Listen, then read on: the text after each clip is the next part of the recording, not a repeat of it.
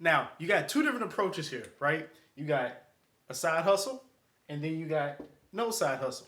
And if you're making minimum wage, if you're making $10 an hour, if you're making $12 an hour, honestly, if you're not making more than 50,000 a year, maybe I'll give you 40 to 50,000. I would not even be considering a side hustle. If you're making less than that, don't worry about no side hustle. This is your answer. No side hustle at all. And I'll tell you right here, if I could go back to the times I was making a lot lower income, I wouldn't have done not a damn thing.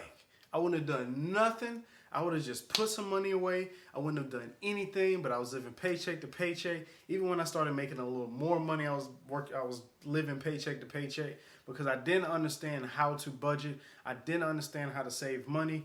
And I started trying to get in the side hustle when I knew I shouldn't have been doing that. I would have not done that back in the day.